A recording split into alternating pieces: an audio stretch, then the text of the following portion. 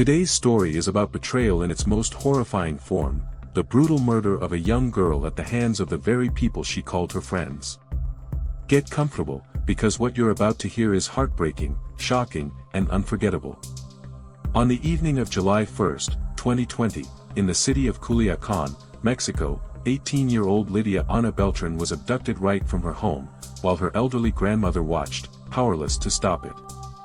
The next day, a missing person report triggered a police investigation that would uncover one of Mexico's most chilling crimes. Lidia was born in 2002 in Culiacán, Sinaloa. She was the second of 3 siblings and had spent her whole life in the same city. She lived with her grandmother Andrea in the Loma de Rodriguera neighborhood, as her relationship with her mother, Maria Vivian, was distant. Her mother lived with her husband in Costa Rica, a nearby town in the same state. Like many 18-year-olds, Lidia loved hanging out with friends, going to parties, and enjoying life. She was popular, outgoing, and stunning, tall, with long black hair and light hazel eyes. Her uncle, Braulio, described her as full of life. He said her lifestyle was normal for someone her age. She partied, made friends easily, and was just beginning to experience adulthood.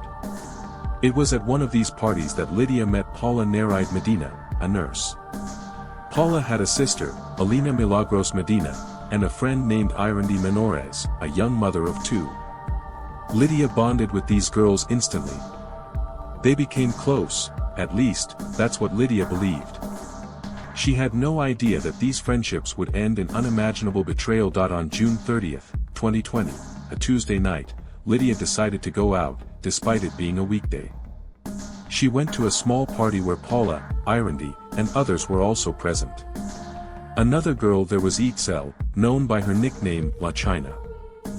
After the party, the group decided to keep hanging out. They drove around town in a friend's car, stopping at scenic spots, laughing and having fun. Eventually, they ended up at the home of Kelly Michelle Ibarra, a minor and friend of the group. Kelly invited everyone to spend the night, and Lidia agreed, telling her family she'd be staying at a friend's. What was supposed to be a fun sleepover quickly turned into something far darker. The next day, July 1, Lidia and Itzel received multiple calls from Kelly.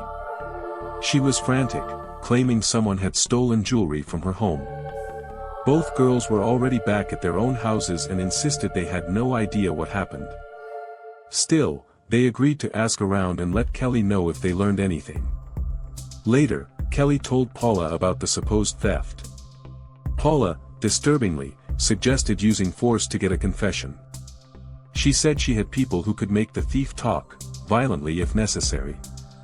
That evening, at around 6:30 p.m., Paula and Kelly showed up at Lidia's house. They were aggressive, pressing her for answers about the missing jewelry. Nervous and scared, Lidia, under pressure, pointed to Itzel as the one responsible.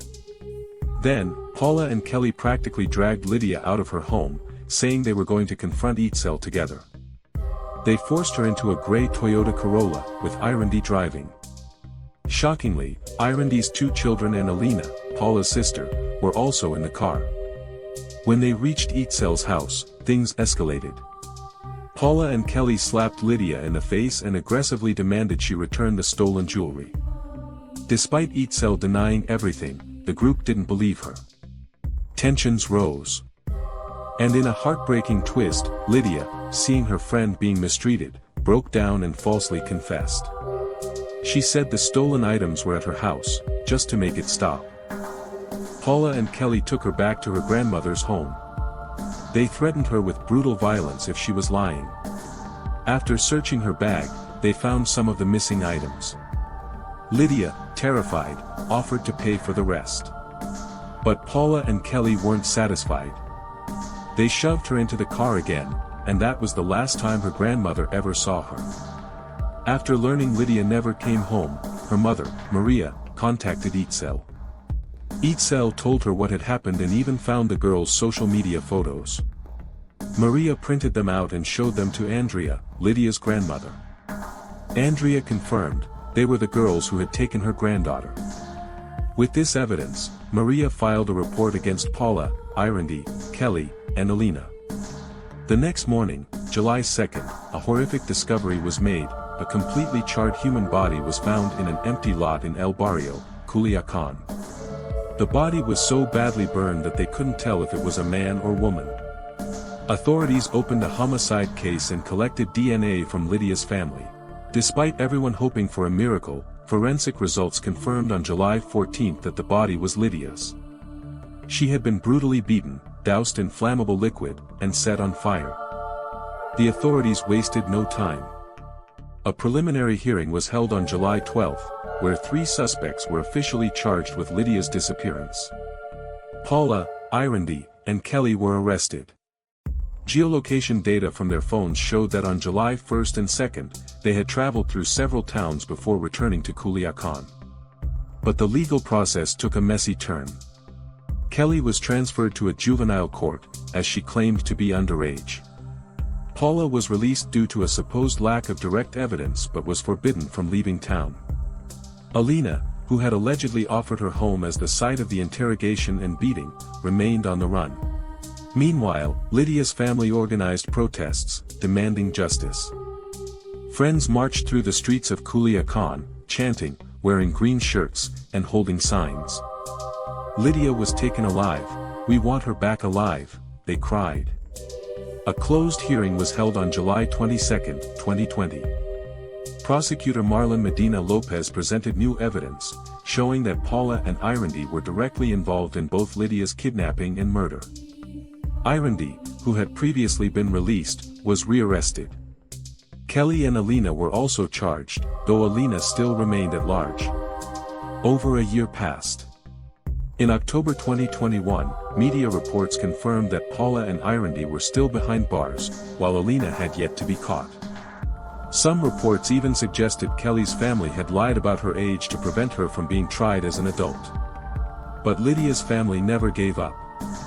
They kept pushing, protesting, and posting online, refusing to let the case go cold. Finally, on June 25, 2022, 2 years after Lidia's murder, a sentencing hearing was held. Judge Griselda Perez found Paula and Irandy guilty of Lidia's murder. Paula was sentenced to 50 years in prison, and Irandy to 24 years and 9 months. They were also ordered to pay financial restitution, about $20,000 at the time. Kelly, now proven to be a minor, was sentenced to 3 years. Alina, however, was still on the run. Lidia Ana Beltrán was just 18. She made a mistake, but she didn't deserve to die for it, let alone in such a monstrous way.